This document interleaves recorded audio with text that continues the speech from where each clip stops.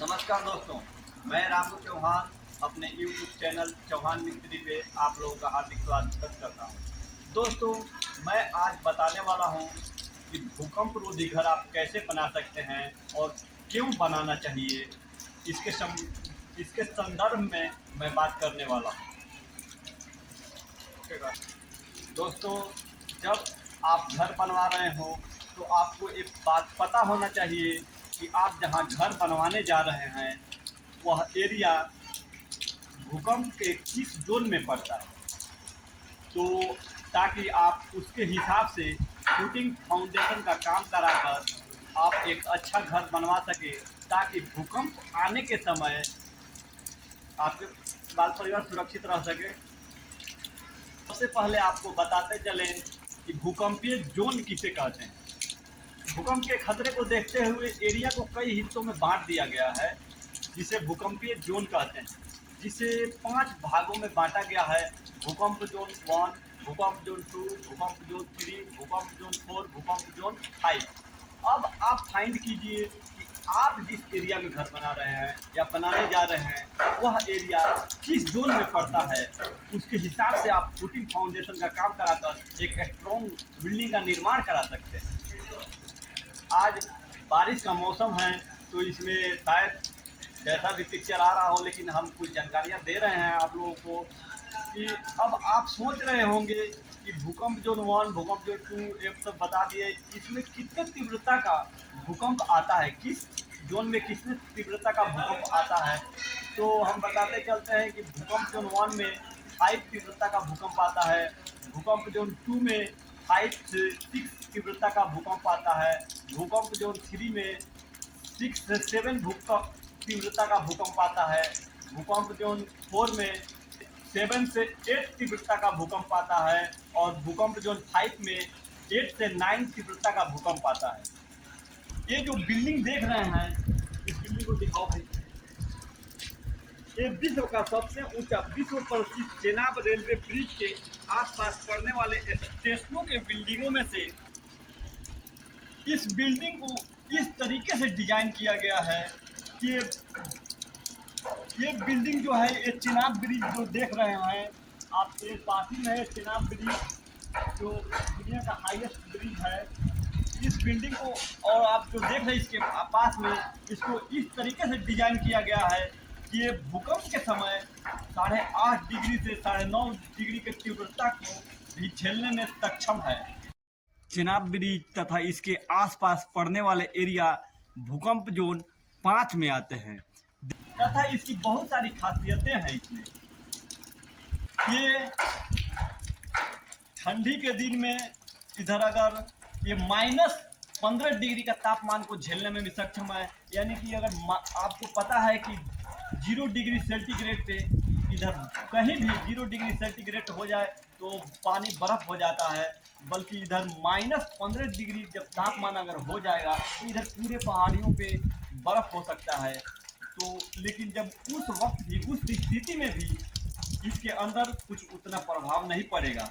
और गर्मी का जो समय है उसमें +80 डिग्री टेम्परेचर को भी झेलने में सक्षम है।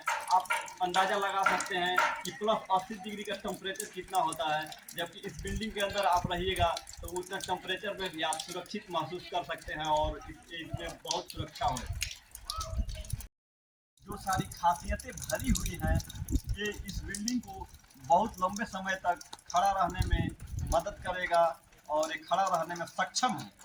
इस रेलवे प्रोजेक्ट में काम कर रहे हैं तो सोचे कि आप लोगों को भी इसकी जानकारियाँ देते चले। अगर ये वीडियो आपको पसंद आ रहा हो तो इस वीडियो को लाइक करें और मेरे चैनल को सब्सक्राइब जरूर करें।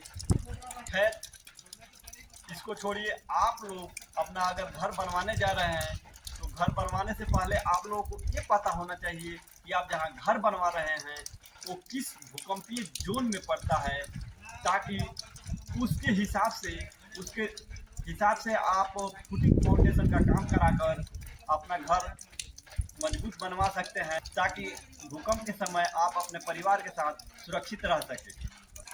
अगर आप 1 से 2 मंजिला तक घर बनवा रहे हैं तो आप अपने यहाँ के मिस्त्री के हिसाब से बनवा सकते हैं। लेकिन जब आप एक से दो मंजिला से जब ऊपर अगर जा रहे हैं तो अपने घर का डिज़ाइन एक स्ट्रक्चर डिजाइनर से डिज़ाइन ज़रूर करवाएं, ताकि आप उसमें सेफ रह सकें। आने वाले समय में कभी भूकंप आता है तो उस समय आप सेफ रह सकें। अगर आप एक से दो मंजिला घर बनवा रहे हैं, सिर्फ ग्राउंड फ्लोर और फर्स्ट फ्लोर, तो उसमें आप 9 बाई 9 का कॉलम दे सकते हैं। लेकिन आजकल आप 9 बाई फुट का भी 9 बाई फुट इंच का कॉलम भी दे सकते हैं, और 9 बाई 9 का भी कॉलम से एक से दो मंजिला घर के लिए बेटर माना जाता है, आप उसको दे सकते हैं। लेकिन अगर आप दो से ऊपर जाते हैं तो उसके लिए तो इंजीनियर से, किसी इंजीनियर से, स्ट्रक्चर डिजाइनर से जरूर डिजाइन करवाएं और सलाह लें। अगर आप एक से दो मंजिला घर बनवा रहे हैं तो कॉलम साइज 9 बाई 9 का रख सकते हैं, तथा उसका जो फुटिंग का होता है नीचे का, जो कॉलम का जाला बनाएंगे फुटिंग फाउंडेशन के लिए, उसको आप 3 बाई 3 का गड्ढा खोद कर 3 बाई 3 क्लियर होना चाहिए, 3 बाई 3 का उसमें जाला बांध कर उसमें कॉलम खड़ा कर सकते हैं। जब कॉलम खड़ा करते हैं तो वो जब ज़मीन लेवल पे आ जाए तो उस पर एक टाई बीम जरूर मारिए, ताकि उससे क्या होता है, एक टाई बीम मार देने से ज़मीन लेवल पे ही जो जितने कॉलम आपके घर के हैं वो सारे एक दूसरे से बंध जाते हैं, और बंध जाने से उसमें क्या होता है कि वो मजबूत हो जाते हैं, और सारे जब कॉलम एक दूसरे से बंध जाएंगे तो वो भूकंप के समय भी वो हिल नहीं पाएंगे उतना, और सेफ और सुरक्षित रहेंगे। जो ग्राउंड भी मार रहे हैं उसको आप अपने हिसाब से मोटाई दे सकते हैं कि कितना ऊपर जाना है आपको, नहीं, और 9 बाई फुट का ज़रूर रखें, या 9 बाई 9 इंची का हाइट, 9 इंची चौड़ाई में रखें, या फुट का आप रख सकते हैं, क्योंकि वो स्ट्रॉन्ग रहेगा तो आपके घर को स्ट्रॉन्ग बनाएगा। और इसके बाद आप कहेंगे इधर हम ग्राउंड बीम दे रहे हैं, तो इसके बाद आपको जितना ऊंचाई पे घर लेना है, जैसे प्लिंथ बीम देना है 3 फुट पे दिया जाता है, तो आप उसके बाद ईंट का चुनाई लगाकर आप 3 फुट ऊंचा उठ सकते हैं। उस पे टाई बीम मार कर उसके बाद से आप दीवार चलाइए और अपना घर बना सकते हैं। तो आप कॉलम खड़ा करें तो इसमें 12 mm से कम का सरिया ना दें, और 6 mm का जो रिंग बनता है वो आप 6 mm का भी रख सकते हैं, और 8 mm का सरिया का भी रिंग बनवा सकते हैं, जिससे सेफ हो। आजकल जो रिंग आ रही है 6 mm का, वो तो हमको देखने में बहुत मतलब बारीक लग रही है। अगर कंपनी बनाती है तो बनाती है, तो आप 8 mm का सरिये का रिंग का इस्तेमाल ज़रूर करें।